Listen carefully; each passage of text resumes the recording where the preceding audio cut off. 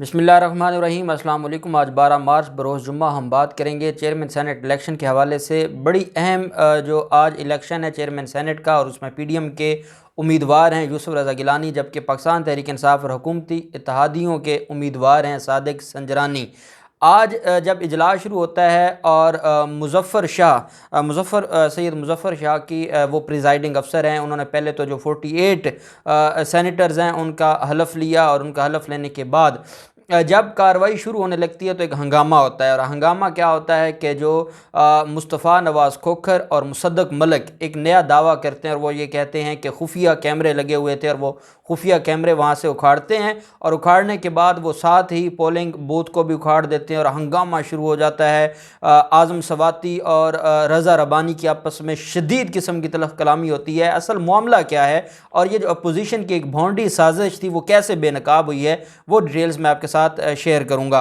जैसा कि आप जानते हैं कि चेयरमैन सेनेट का इलेक्शन आज होने जा रहा था, और पीडीएम को अपनी जो शिकस्त है वो नज़र आ रही है, और कल से ही मरीम नवाज़ और नवाज़ शरीफ और बाकी जो मौलाना फजल रहमान एंड कंपनी है वो बयान देने लग गए थे। उन्होंने अपनी बात क्लियर कर दी थी कि अब हमारे पास जो है वो हमारे लोगों को कॉल्स आ रही हैं, वो जो कुछ कह सकते थे। अब इल्ज़ाम तो उन्होंने लगाना था, जैसा कि मैंने पहले आपको कहा है कि अगर तो आप 162 मेंबर रखते हुए 169 वोट ले लेते हैं, तब तो आपको इस्टेब्लिशमेंट याद नहीं आती, तब तो इस्टेब्लिशमेंट के ऊपर आप उनको इस्टेब्लिशमेंट को न्यूट्रल समझते हैं जब अपना फ़ायदा होता है। जब वही जो सेनेटर्स हैं जिन्होंने पहले सादिक संजरानी के ख़िलाफ़ अदम एतमाद की जो तहरीक थी, आपकी तहरीक, उसको नाकाम किया था, वही सेनेटर्स अगर आज दोबारा आपके बयानिया के ख़िलाफ़ जा रहे हैं, या आज दोबारा आपके अगेंस्ट जा रहे हैं, आपको वोट नहीं दे रहे, आपके कैंडिडेट को वोट नहीं दे रहे, एक हार चोर को वोट नहीं दे रहे, तो आज आपको फिर इस्टेब्लिशमेंट पर गुस्सा आ रहा है, और अब आप कहते हैं कि आपको गंदी गालियाँ दी जा रही हैं, धमकियाँ दी जा रही हैं, आपका साजिश की जा रही है। सेनेटर्स को फ़ोन आते हैं, किधर हैं वो फ़ोन कॉल्स, किधर हैं जो आपने रिकॉर्ड की थी? आज का दिन है, चेयरमैन सेनेट का इलेक्शन है, तो आप इसको देख लेते। आपने सारा ड्रामा किया, और ड्रामा करने के बाद आप ये ड्रामा फिर ले आए इलेक्शन डे पर। इनको नज़र आ गया कि हमारे जो सेनेटर्स हैं वो काफ़ी तादाद में हमें वोट नहीं देंगे, यूसुफ रज़ा गिलानी को वोट नहीं देंगे। इन्होंने एक ड्रामा रचाया, और मुस्तफ़ा नवाज़ खोखर और मुसद्दक़ मलिक नून लीग के, और मुस्तफ़ा नवाज़ खोखर पाकिस्तान पीपल्स पार्टी के, जब 48 सेनेटर्स की जो हलफ बरदारी की तकरीब है वो हो जाती है, प्रिजाइडिंग जो अफसर हैं मुज़फ़्फ़र हुसैन शाह वो उनका हलफ ले लेते हैं, तो उसके बाद अचानक से क्या होता है कि मुसद्दक़ मलिक और मुस्तफ़ा नवाज़ खोखर को 2 कैमरे और डिवाइस मिलते हैं। ये खुफिया कैमरे हैं जो पोलिंग बूथ पर लगाए गए। अब आप एक बात मुझे बताएं कि आज के दिन ओपन बैलेट होना, या आज के दिन जो कैमरों का मामला है वो किसके हाथ में था? कौन इसको आज कर सकता था? जब हम ओपन बैलेट की बात करते हैं, for the sake of arguments हम मान लेते हैं कि पहले इलेक्शन की हद तक जो सेनेट का इलेक्शन था उसकी हद तक तो हम ये बात मानते हैं कि ज़रूरत थी इमरान ख़ान की। इमरान ख़ान ने और जो पाकिस्तान तहरीक इंसाफ की हुकूमत है वो सारे मामलात को देख रही थी, और वो सारे मामलात में ओपन बैलेट चाहते थे। वो सेनेट का ओपन बैलेट के ज़रिए इंतखाब चाहते थे, और वो ये चाहते थे कि हार्स ट्रेडिंग ना हो, किसी भी तरह से कोई भी मामला ना आए, और वो ये चीज़ चाहते थे। अब जो चेयरमैन सेनेट का इलेक्शन है वो कौन चाहता है उसके ऊपर जो है वो ओपन बैलेट हो? चाहते तो इमरान खान का तो एक जो मामला था या उनका जो पॉइंट ऑफ व्यू था वो तो एक कुल्ली था, लेकिन क्योंकि उसके ऊपर अपोजिशन नहीं आई, पीडीएम नहीं आई, पीडीएम ने मुखालफत की। आज कौन चाहता था? आज वो चाहते थे जिनके 53 सेनेटर्स हैं, और 53 सेनेटर्स वालों को ये खौफ है, ये डरे हुए हैं कि हमारी तादाद ज़्यादा होने के बावजूद हमारा कैंडिडेट हार जाएगा, तो वो ऐसे औचे हटकंडे कर रहे थे। इमरान खान को तो वैसे नहीं चाहिए था, इमरान खान को तो पता था कि मेरे तो जो लोग हैं मुझे वोट देंगे ही देंगे। अगर दूसरे लोग जो है वो मेरे बयानिया की तरफ आते हैं, और नवाज़ शरीफ का जो कल उन्होंने साजिश की, जो जिस तरीके की उन्होंने इदारों की दुश्मनी में जिस हद तक वो चले गए हैं, तो उनके बयानिया के ख़िलाफ़ अगर वो वोट देना चाहते हैं तो वो दे सकते हैं। आज खुफिया कैमरे किन की ज़रूरत थी? आज खुफिया कैमरे ज़रूरत थी पीडीएम की, क्योंकि वो अपने लोगों को जो तादाद में तो ज़्यादा थे लेकिन खौफज़दा थे हार की वजह से, उनको था कि वो उनको डराएं धमकाएं कि देखिए खुफिया कैमरे लगे हुए हैं, अगर आपने किसी और को वोट दिया तो बात समझ आ जाएगी। अब खुफिया कैमरे इन्होंने लगाए ब्लैकमेल करने के लिए, डराने के लिए। इनको ये पता था कि ये खुफिया कैमरे बाद में इस्तेमाल नहीं हो सकते, ये पार्लियामेंट है और पार्लियामेंट में अगर हम इन खुफिया कैमरों की बुनियाद पर कल वावेला मचाएंगे तो हर कोई कहेगा कि पहले तो आप ये बताएं कि आप पार्लियामेंट में खुफिया कैमरे लगाए कैसे आपने, ये वीडियोस बनाई कैसे आपने। तो ये वीडियोस चलनी नहीं थी और इनके लिए हमेशा के लिए इन्होंने नाअहल हो जाना था और इसके ऊपर बड़ा एक्शन आ जाना था कि इन्होंने जो पूरा सीक्रेट बैलेट का कंसेप्ट है उसको तबाह किया है और आइन की खिलाफ वर्जी की, और ये सारे नाअहल हो जाते। इसलिए ये इन जो सीक्रेट कैमरे थे इनको इस्तेमाल तो कर नहीं सकते थे, ये सिर्फ दिखाना चाहते थे, ये सिर्फ अपने कैंडिडेट जो मेंबरान उनको ये दिखाना चाहते थे कि हम ये भी कर सकते हैं, हम पोलिंग बूथ पर कैमरे लगाकर भी देख सकते हैं।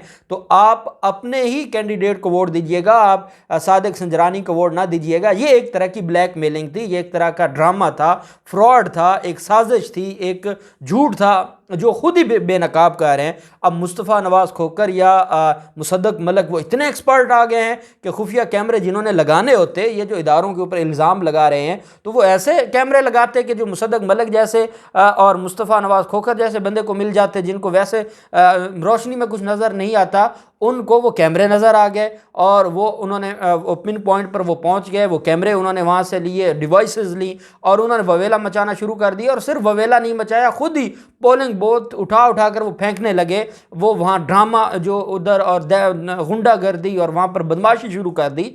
ये मामला क्या है? ये मामला सिर्फ ये था कि इनके पल्ले रहा तो है कुछ नहीं।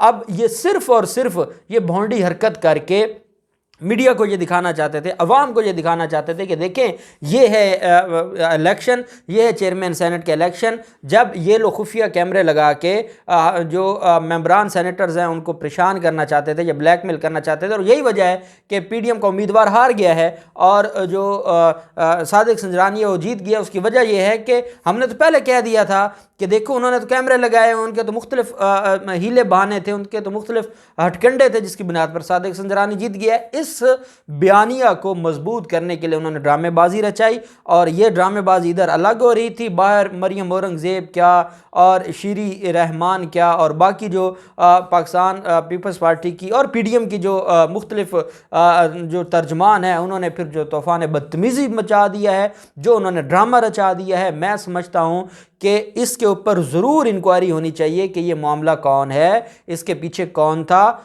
और ये मैं आज आपको बड़ी जो है वो मुसद्दक़ा ज़रिया से ये बात बता रहा हूँ कि ये मामला जब इंक्वायरी होगी तो उसमें इन्हीं लोगों का नाम आएगा, ये इन्हीं की साजिश होगी।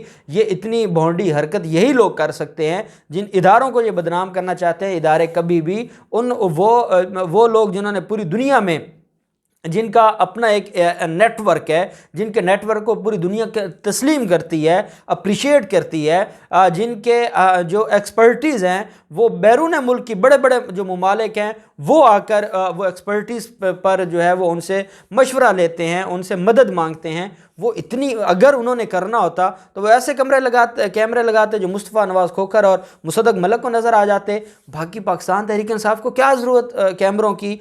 तो अगर ये जो कुछ हुआ है ये इसके पीछे यही लोग थे। अब आप मरीम नवाज़ की आप देखें, जिसको मिर्ज़ा जो हैं मोहम्मद आफरीदी, जिनको डिप्टी चेयरमैन का बनाया है, वज़ीर आज़म इमरान खान ने कैंडिडेट हैं पाकिस्तान तहरीक इंसाफ की तरफ से, उसके बारे में कल से वो ववेला मचा रही हैं। वो हमारे नून लीग के थे।